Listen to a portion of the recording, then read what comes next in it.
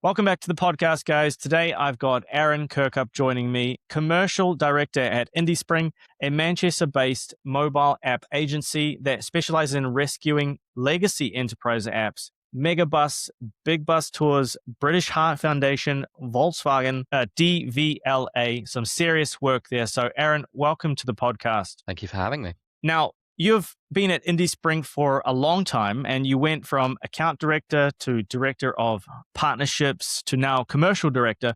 That's a really steady internal climb at one company. Like, what's kept you there for the long haul, and what does the commercial director role actually mean for you? Great question. I think what's kept me at IndieSpring is very much the vibe of the place, the kind of the moral compass and the values that we embody as a business, very much led by our managing director and founder, Rob. You know, we as a business are built around the idea of helping our people get to where they want to be in life. I'd love to say that we all wake up in the morning completely raring to go on mobile apps. And, you know, maybe that's the sanitized version that would be used in a pitch. To be honest, the thing that gets all of us up in the morning when it comes to the senior team is seeing people in our team do great things like go away on amazing holidays or buy their first house or have kids or move on to doing their own thing in the digital space with the skills that we've taught them over a few years. You know, that's the real driving force behind us as a business. Mm-hmm. In terms of the commercial director role, I cover kind of the gamuts when it comes to everything that is dealing with sales. So that might be working with the account management teams, it might be working with our new business team, or it might be around our marketing team. So kind of covering a number of different bases. And, you know, when we talk about a steady climb through the business, I think that's the reason why, because I'm one of those people that's willing to put my hand to anything. You know, if you go way further back in my career with IndieSpring, I actually started out as the head of QA, came in designing a product for our QA team, running that product for a little while, and as I say, just moving on from there. Okay, amazing. And so, like, who do you feel like you serve the best at IndieSpring? That's a good question. So in terms of who do I serve the best, I think, you know, my role comes down to serving a number of different people at any one time. So obviously I'm serving our clients and I'm making sure that they get a great service from our account management people and our delivery principals, and making sure that we're getting our projects through the studio in an efficient way and delivering great value under budget, hopefully. But also I'm serving our internal stakeholders. I'm making sure that the marketing team are getting everything that they need from me. I'm making sure that the board are getting everything that we need in terms of sales and in terms of revenue. And so, you know, it's always a really mixed role in terms of whose attention I'm trying to make sure is positive at that moment in time. Mm-hmm. And so, like, who is the ICP then that IndieSpring usually gets the best results for? So for us, it's usually CTOs. So we are very much a technical agency. We're not really, not that we're not great at design, but it's not really what we were set up to do. Mm-hmm. So we work with a couple of partners around design, and they really help us when it comes to UI UX. But for us, it's the CTOs, the technical stakeholders, who understand the importance of kind of having rock solid tech at the bottom of everything that they do. Especially with us doing a lot in the brownfield space, where we're taking existing code bases, we're rebuilding or refactoring them, or potentially working with what people have there. They need to know that they can trust our technical chops. So I think you need to be a technical stakeholder to get that kind of surety from us, and to kind of understand the pathway that we're taking with you. Yeah, and you mentioned brownfield apps there, right? So IndieSpring has really positioned themselves really sharply around brownfield apps, like rescuing legacy ones. That's a smart, specific niche. Why brownfield over building from scratch? Why did you see, like, what did you see in that market? If I'm honest, like many of the things in our business, we sort of fell into it. We've got, as well as brownfield, we've got a little bit of a specialization around travel, transport, ticketing, telematics. So all these location-based services. And in both cases, it was that we'd started doing them for people, and we were solving that problem for them. And we realized, A, we were good at it, and B, there was a market for it. And it was almost as simple as that. So around the kind of brownfield stuff, we had 2 or 3 big clients in relatively short succession who came to us with a similar problem, and were really happy with the solutions that we came to with them, and were happy with the advice that we provided. And when we looked at the wider market, we realized there's very few people that are willing to do this. There's very few people that have got the kind of the technical people within their business who are willing to be so flexible around different technologies, around different architecture, and are able to just pick up something where it's been left off, make sure that the quality's in the right place, and if it's not, give the right advice to make sure we can get it there. Okay. That makes sense. And so if I'm looking at one of your sharpest case studies, like the Megabus story is pretty wild. Their app got flagged by Google for outdated libraries, right? And you guys managed to rebuild and resubmit in 48 hours. Like walk me through that and tell me that story. How did that break down? Yeah, absolutely. So they reached out to us directly about this through a mutual contact, as they'd been told that we were the guys to go to if things needed absolutely rescuing. And we were able to pick up the app, grab hold of their code base super quick, and go through that with a fine-tooth comb to make sure that to have a look at which libraries were outdated, what needed to be done there, as quickly as possible. And honestly, updating outdated libraries is about as simple a case as you can get. For us, I know for a lot of businesses that's going to be a significant hurdle or a significant challenge. But for us, updating a few outdated libraries, once we've got hold of your code and all of the keys that we need, is a relatively simple task. And then we're able to get that through Google, through Apple really, really quickly. We've worked with them a bunch. We're very used to using their tools. We're very used to the process that we've got to run through there. So even if they were to kick back to us with, oh, there's still some issues here, we usually know a good way to kind of get over that hurdle. Okay, makes sense.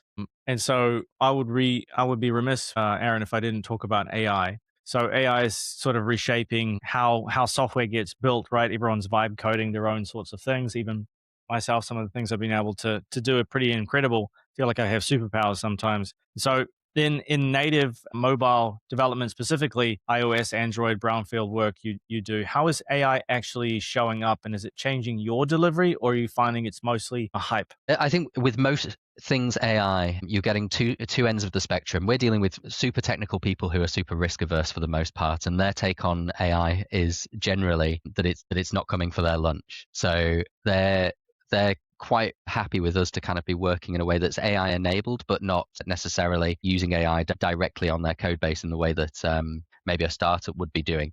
They're more bothered about scalability and reassurance that the solution is going to be absolutely spot on. And obviously there's people who have absolutely drank the Kool-Aid and it's the greatest thing ever and it's going to replace all developers. And I think we kind of sit somewhere in the middle. You know, we're definitely more AI forward than some of our clients. We're using it as part of our delivery processes. We're using it for developing quick proof of concepts for clients at the moment, and getting to a point where we can do things like prove the stickiness of onboarding journeys, or we can make really, really fast edits to the code that we're pumping out for that. But when we come to actually building it within their solution, we're doing it kind of the old-fashioned way. Like I say, AI enabled with some support there, but just using that as a way to speed up the good quality code that we're already creating, rather than using it to generate code kind of for its own sake. Okay, yeah, that sounds like a much safer approach. I'm sure people listening I feel a lot better about that than spaghetti code, or trusting AI to build everything. Exactly. So switching gears a little bit, Arran, to some marketing stuff. So a lot of our audience are interested in like how to grow. And being the commercial director, I feel like you're the type of person to speak to here. So how are you mostly finding new clients at Indie Spring? Is it clutch referrals from past clients, the Manchester network events? What do you think has been the biggest channel, and what do you think hasn't worked so well? Yeah, no worries. So the biggest channel for us is we actually run a CTO network, or a tech leaders network. So we've got a couple of hundred members in there across Manchester and Leeds. We've, frankly, we looked at our history a few years back of sales, and we're like, where do these come from? Because we were trying SEO, we were trying PPC, we were trying telemarketing. We were throwing things at the wall and seeing what would stick, and very little was. So we were like, where are we actually winning the high value work from? And generally it was from a referral from somebody in my network or in our founders network. So we were like, right, how do we make this scalable?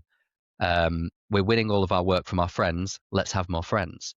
So the way that we made that scalable was we got the people that we already knew that were CTOs, and we got them into this group. They got to meet each other. They got to start sharing knowledge, and then we started expanding out from there. And it started from a core group of sort of maybe 8 CTOs to now, like I say, I think we've got 120 odd in Manchester. We're starting to get up towards those numbers in Leeds, and it's surprising just how frequent it is that something just gets referred out of there. It's very non-salesy. It's very much of the vibe that you come along to learn from each other. We never sell ourselves as the experts in that room. These guys are usually as technical, more technical than us, and certainly way better when it comes to their particular niche. But we're the facilitators. We're able to hook them up with the right people for the right solutions at the right times. And when somebody does have a problem with an app, or they have a problem with something which is relevant to our space, or they know somebody that does critically, we're the first people they think of, because they don't see us as people trying to sell to them. They see us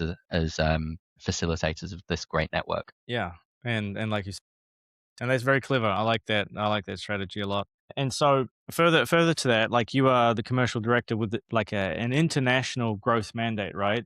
So if I gave you a magic wand and you could fix one thing about how IndieSpring grows, like one constraint that if it disappeared overnight, like it would change everything, what do you think that might be? And probably a magic tap that I could just turn on and off at will would be the one thing that I would love to have. I suppose the one constraint for us would just be having a reasonably high volume of high quality leads. We are a business who doesn't grow by having tons and tons of leads in our pipeline, to be fair. We are a business where 1 or 2 significant new clients a year would be an outstanding result for us. Our clients tend to be high value clients. They spend a lot of money with us to do things the right way, and they tend to stay with us for the long haul. Most of our clients have been with us for at least 6-7 years. They are they're really happy with what we do for them.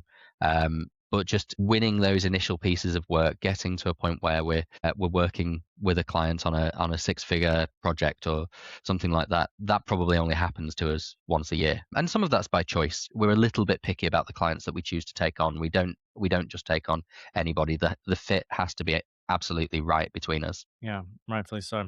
Okay.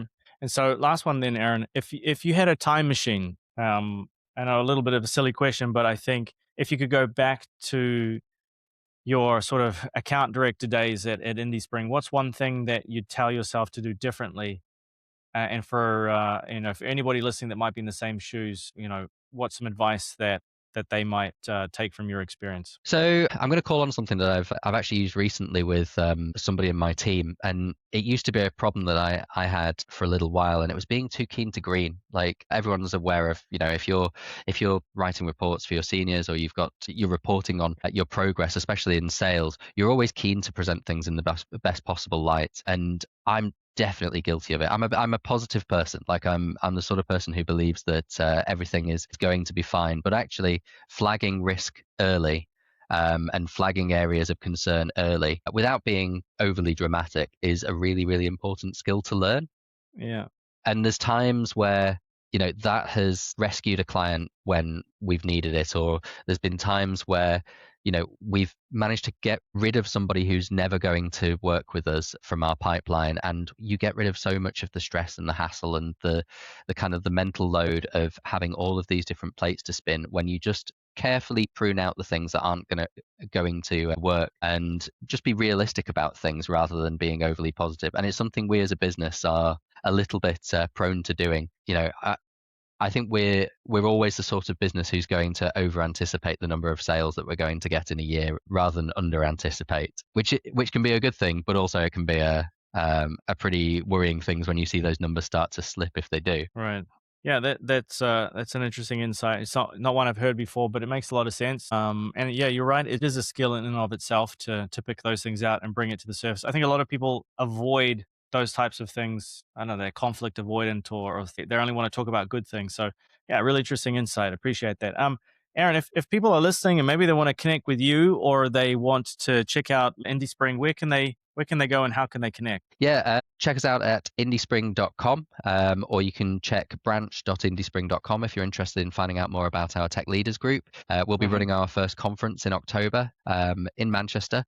Yeah, feel free to check out a little bit of the work that we've been doing there as well. Perfect. I'll leave links in the description. But thank you, Arran, for coming on and sharing some of your insights. And thank you guys very much for watching. We will see you in the next episode. Perfect. Thank you.